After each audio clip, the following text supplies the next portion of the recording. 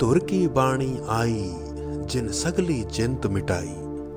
श्री गुरु ग्रंथ साहिब जी के पहले प्रकाश पर्व की आप सभी को बहुत बहुत बधाई। श्री गुरु ग्रंथ साहिब सिख धर्म में मात्र एक पवित्र पुस्तक ही नहीं बल्कि अजर, अमर, अंतिम और संप्रभु गुरु महाराज का स्थान रखते हैं। आदि ग्रंथ जो श्री गुरु ग्रंथ साहिब जी का सबसे पहला स्वरूप है का संकलन 5वें सिख गुरु श्री गुरु अर्जुन देव जी ने किया। आदि ग्रंथ को लिखने की सेवा श्री गुरु अर्जुन देव जी ने भाई गुरदास जी को सौंपी, जिन्होंने बड़ी ही सुंदरता से और भक्ति से ये कार्य संपन्न किया। श्री गुरु अर्जुन देव जी ने बड़ी ही सुंदरता से उस सारी बाणी को एकत्र किया जो श्री गुरु नानक देव जी, श्री गुरु अंगद देव जी और श्री गुरु अमरदास जी के शब्दों पर आधारित थी। ये सारी बाणी एक पोथी के रूप में बाबा मोहन जी के पास थी, जो श्री गुरु अमरदास जी के पुत्र थे। श्री गुरु अर्जुन देव जी ने बड़े ही गहन भाव से चारों गुरु साहिबान की बाणी को बाकी सभी शब्दों से जो बाद में उसमें जोड़े गए थे अलग किया। जब भाई गुरदास जी ने श्री गुरु अर्जुन देव जी से पूछा कि आपने गुरु साहिबान की सच्ची बाणी और दूसरे शब्दों में अंतर कैसे ढूंढा, तो गुरु साहब का जवाब था कि जैसे गायों और बछड़ों के झुंड में भी माता गाय अपने बछड़े की आवाज पहचान लेती है, इसी तरह से सच्चे शब्द की पहचान उसकी सच्चाई से होती है, वो सदा दूसरों से अलग होता है। और यही वजह है कि मैंने उन सच्चे शब्दों की पहचान कर ली है। श्री गुरु अर्जुन देव जी ने लगभग 36 हिंदू और मुस्लिम संतों और फकीरों की बाणी को आदि ग्रंथ में स्थान दिया, जिनमें से भक्त कबीर, भक्त रामदास, भक्त नामदेव, भक्त त्रिलोचन और शेख फरीद के नाम प्रमुख हैं। ये पहली बार हुआ जब किसी धार्मिक पुस्तक में, धार्मिक ग्रंथ में दूसरे धर्मों के संतों और फकीरों की बाणी को स्थान दिया गया।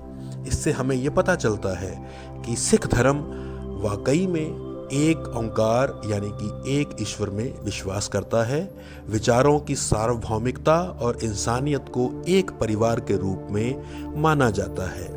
जैसा श्री गुरु नानक देव जी ने फरमाया था, मानस की जात सबे एक पहचानबो, अवल अल्लाह नूरों पाया, कुदरत के सब बंदे, एक नूर ते सब जग उपजया, कौन पले कौन मंदे। श्री गुरु अर्जुन देव जी ने आदि ग्रंथ में कुछ अंग खाली भी छोड़े, जिनके बारे में उनका मानना था कि आने वाले समय में गुरु साहिबान अपनी बाणी को इसमें दर्ज करेंगे, जैसा कि बाद में हुआ जब श्री गुरु गोविंद सिंह जी ने, जो 10वें और अंतिम गुरु माने जाते हैं, उन्होंने अपने पिता श्री गुरु तेग बहादुर जी की बाणी को गुरु ग्रंथ साहिब में दर्ज किया और इस तरह से उसकी संरचना पूरी की। गुरु साहब ने बाबा बुढ़ा जी को पहले गुरु ग्रंथी के रूप में स्थापित किया।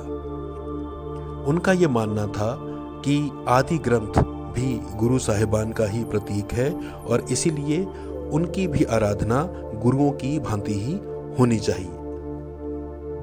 आखिरकार 10वें गुरु श्री गुरु गोविंद सिंह जी ने भाई मनी सिंह को आदि ग्रंथ को संपूर्ण करने का काम सौंपा, जिन्होंने 1705 ईस्वी में इसकी संरचना पूरी की और आखिरकार सन 1708 में इसे स्थापित किया गया। श्री गुरु गोविंद सिंह जी ने सारी सिख संगत को एक संदेश दिया, जिसमें उन्होंने भविष्य में श्री गुरु ग्रंथ साहब जी को ही गुरु के रूप में मान्यता दिलवाई।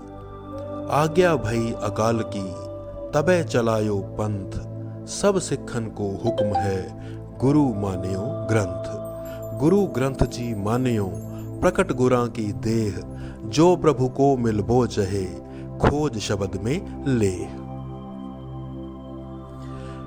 आदि ग्रंथ की शुरुआत एक ओंकार शब्द से होती है, जिसका अर्थ है कि ईश्वर एक है, और गुरु प्रसाद शब्द तक जो रचना है उसे मूल मंत्र के नाम से जाना जाता है। ये सारी रचना जपजी साहब का एक अंग है, जिसकी रचना श्री गुरु नानक देव जी ने की थी। जपजी साहब को सिख धर्म में सुबह की प्रार्थना के रूप में भी जाना जाता है। इसके अलावा शाम की प्रार्थना को रहरास के नाम से जाना जाता है। आदि ग्रंथ की शुरुआत जपजी साहब से होती है, जिसके पश्चात रहरास और अंत में कीर्तन सोहिला है। इसके मुख्य भाग में 31 राग या अध्याय हैं और कुल मिलाकर 60 संगीतमय रागों में तमाम शब्दों की रचना की गई है। श्री गुरु ग्रंथ साहब जी के 1430 पन्ने हैं, जिन्हें अंग कहा जाता है।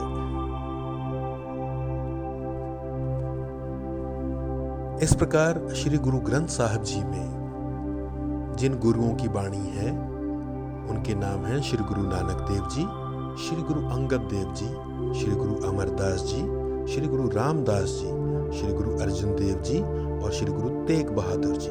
इसके अलावा बहुत सारे अन्य धर्मों के संतों और फकीरों की बाणी को भी इसमें स्थान दिया गया है। श्री वाहे गुरु जी का खालसा, श्री वाहे गुरु जी की फतेह।